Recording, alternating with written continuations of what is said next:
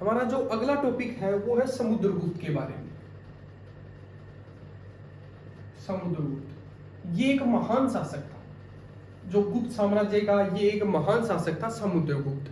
समुद्रगुप्त की यदि हम एक बात करें कि इसके अगर टाइम की बात करें, शासन काल है वो कब से कब तक का था, तो 335 से लेकर 380 ईस्वी तक। इससे पहले जो इसका पिता है चंद्रगुप्त प्रथम, मैंने इसकी भी बात बताई आपको, चंद्रगुप्त प्रथम की भी हमारी पिछली वीडियो उसमें बात की थी कि अगर टाइम की बात करें 319 से लेकर 335 तक ईस्वी तक, ये टाइम किसका था, चंद्रगुप्त प्रथम का था। उसके बाद इसका जो उत्तराधिकारी है समुद्रगुप्त, वो गद्दी पर बैठता है गुप्त वंश की पे, और उसका टाइम क्या रहेगा 335 से लेकर 380 तक।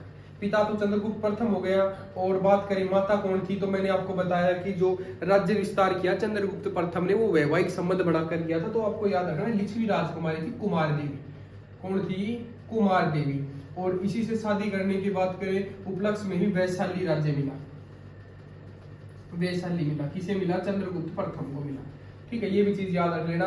तो ये लिच्छवी राजकुमारी थी जो समुद्रगुप्त की माँ थी। एक पेपर में एचएसएससी में पूछा भी गया था कि एक है लिच्छवी दोहित, किसे कहते हैं, तो ये याद रख लेना कि जो लिच्छवी दोहित है, लिच्छवी दोहित किसे कहते हैं। एचएसएससी ने पूछा है कि लिच्छवी दोहित, एक बार पेपर में मैंने देखा था, लिच्छवी दोहित किसे कहते हैं, तो याद रख लेना समुद्रगुप्त को कहते हैं लिच्छवी दोहित। सबसे ज्यादा राज्य का विस्तार हुआ है वो समुद्रगुप्त के समय में हुआ। गुप्त काल में बात करें, गुप्त काल में सबसे ज्यादा अगर विस्तार की बात करूं तो किसके टाइम में हुआ है, समुद्रगुप्त के टाइम में हुआ है। बात करें एक छत्र राज्य स्थापित किया है किसने, समुद्रगुप्त ने किया है। और बात करें उत्तर से लेकर दक्षिण तक, उत्तर से लेकर दक्षिण तक सारे पूरे क्षेत्र को एकता में पिरोने का काम, एकता में पिरोने का काम किसने किया है, समुद्रगुप्त ने किया है। इसीलिए विसेट सीमित है, इसने भारत का नेपोलियन कहा है। विसेट सीमित है, उसने क्या कहा है, समुद्रगुप्त को भारत का नेपोलियन कहा है।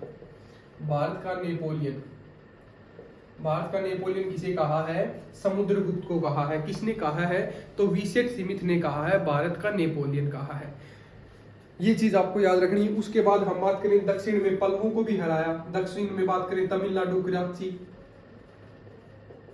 तमिलनाडु में बात करें कराची, ठीक है, तो उसमें क्या है कि पल्लव, पल्लवों को भी बात करें, पल्लवों को भी हराने का काम किसने किया, तो वो भी किसने किया, समुद्रगुप्त ने किया।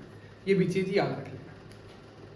उसके बाद देखो हम बात करते हैं, एक है परियाग परिस्थिति, एक अभिलेख है परियाग परिस्थिति, याद रख लेना। एक है परियाग परिस्थिति।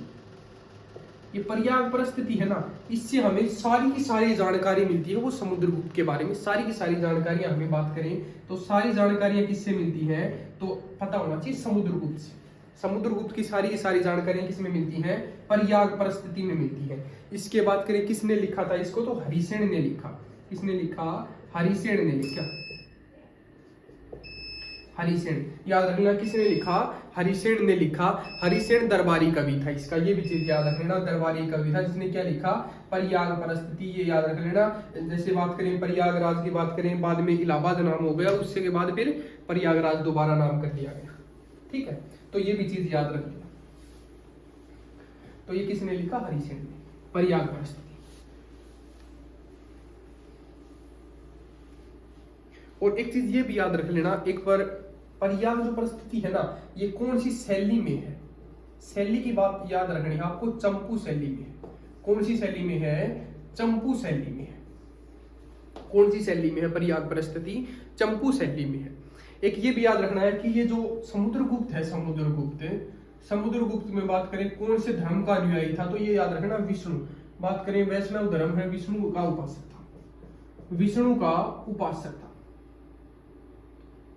विष्णु का उपासक, विष्णु का उपासक था। और एक और भी बात याद रख लेना, एक था वसुबंधु। वसुबंधु, ये जो वसुबंधु था ना, ये बौद्ध भिक्षु था। कौन था ये, बौद्ध भिक्षु था। बौद्ध भिक्षु है ना, बौद्ध भिक्षु, इसको भी शरण दी थी। किसने दी थी, समुद्रगुप्त ने ही, जो वसुबंधु है इसको शरण दी थी। ये एक बौद्ध भिक्षु था। तो इससे ये पता चलता है कि ये कोई एक धर्म को नहीं मानता था, मतलब सभी धर्मों को मानता था। ये भी चीज याद रखना, बौद्ध धर्म का भी ये, इसको भी बात करें शरण दी थी जो वसुबंधु को भी। ठीक है, और ये वैसे विष्णु उपासक था। उसके बाद देखो बात करते हैं समुद्रगुप्त के बारे में। एक उपाधि ली थी, उपाधि किसकी ली थी, याद रख लेना, कविराज की। किसकी उपाधि लेता है, कविराज की। ये बात करें कवि भी था, संगीतज्ञ भी था, बात करें संगीत की भी जानकारी थी इसे, ठीक है, संगीत के बारे में भी जानकारी थी, कवि भी था ये। और जो कविराज की उपाधि है वो किसने ली थी, समुद्रगुप्त ने ली थी। ये चीज याद रखना, कविराज की उपाधि कौन लेता है, समुद्रगुप्त लेता है। और ये बात करें कि इसके जो सिक्के थे ना, सिक्के पर वीणा बजाते हुए चित्र है वो इसके सिक्के पर मिलता है। वीणा बजाते हुए चित्र मिलता है, वो समुद्रगुप्त के सिक्कों पर वीणा बजाते हुए चित्र मिलता है। तो ये भी हमें पता चलता है इससे कि ये संगीत प्रेमी था। ये भी चीज क्या हमें पता चलता है कि संगीत प्रेमी था, ठीक है। ये कविराज की उपाधि धारण करता है, तो ये भी याद रख लेना। एक अश्वमेधकर्ता की उपाधि लेता है, एक लेता है अश्वमेधकर्ता। अश्वमेधकर्ता की भी उपाधि धारण कौन करता है, तो आपको पता होना चाहिए समुद्रगुप्त करता है। समुद्रगुप्त है, ये अश्वमेधकर्ता की भी उपाधि धारण करता है। कविराज है, ये भी उपाधि कौन लेता है, तो आपको पता होना चाहिए समुद्रगुप्त लेता है। राज्य में जो गुप्त काल है इसमें सबसे ज्यादा जो विस्तार हुआ था तो वो किसका हुआ था, तो समुद्रगुप्त के टाइम में ही जो गुप्त साम्राज्य है इसका सबसे ज्यादा विस्तार हुआ था। एक चीज ये याद रख लेना कि एक याद रखना चीनी स्रोतों से देखो ये पता होना चाहिए। एक था मेघवर्मन, एक राजा था जिसने राजदूत भेजा था जिसका नाम है मेघवर्मन है। ये एक राजदूत भेजता है, राजदूत किसके पास भेजता है ये राजदूत, तो ये याद रख लेना समुद्रगुप्त के पास एक राजदूत भेजता है।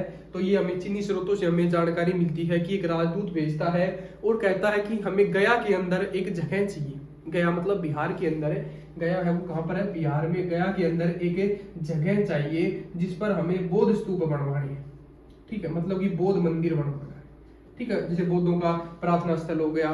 तो बौद्ध मंदिर बनवाने के लिए एक जगह चाहिए, तो वो जगह हमें मेघवर्मन ने किससे मांगी थी, समुद्रगुप्त से मांगी थी। ये जानकारी भी हमें किससे मिलती है, चीनी स्रोतों से हमें ये जानकारी मिलती है।